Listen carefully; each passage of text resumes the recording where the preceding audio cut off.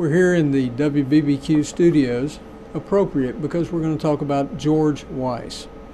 You know, when Augusta's legendary newsman died just before Christmas of 1997, many remembered him for his 50 years in a dogged pursuit of news around Augusta. Well, half a century gives you an awful lot to talk about. He had come to Augusta as a child of 6, grew up here, fought in World War II, then returned to his adopted hometown to make a name for himself in radio. He called his station WBBQ, combining the call letters of two of his favorite Chicago stations, WBM and WMAQ. George Weiss was the founder, owner, and force behind WBBQ Radio. He created it, he grew it, and he commanded it. Those were the days that if you were driving around Augusta and you heard a siren or a fire truck, you'd turn on WBBQ to find out what it was.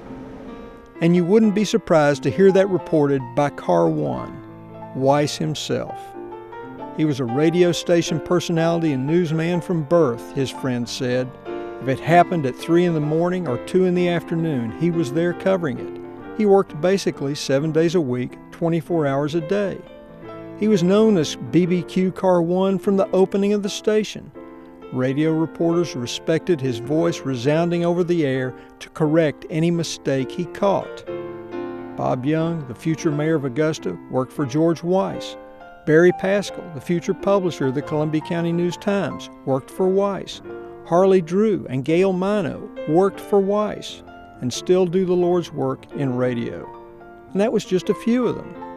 When Weiss died, one of his former employees wrote into the newspaper to say it was a shame that the listening public didn't know the real Car One. Well, we did know the real Car One because, and I guess I can admit this now, in the Chronicle newsroom, we had figured out what the radio frequency was for Car One's two-way radios, and we programmed it into our police scanner. And that's where we would hear George Weiss in that gruff but firm voice, editing and correcting his radio reporters and making them do it over. As an editor, it was impressive. But George Weiss's biggest contribution to his community was not half a century of providing breaking news information. In June 1997, it was announced Weiss would be donating his popular radio stations, a music company, and a shopping center on 15th Street to the Medical College of Georgia. The gift's then estimated value exceeded $10 million, making it at the time the largest single donation ever made to the college. Weiss also donated his body to the college for medical research. Just how generous was Augusta's millionaire news hound? Well, after he'd passed away, Fortune magazine came out with a list of its most generous Americans, and there was Augusta's George Weiss in the same list with Ted Turner and Bill Gates. Augusta honored him as well. In November 2003, George Weiss was among the first selected for the CSRA Business Hall of Fame by Junior Achievement.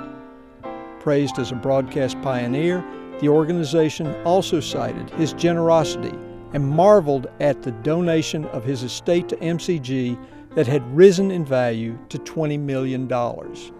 You know, with that gift, George Weiss continues to help this community. And almost 20 years after his death, there are many of you out there who still miss listening to his radio reports. I know we in the Chronicle newsroom miss listening to his accounts and editing over the two-way radio. There'll never be another Car One.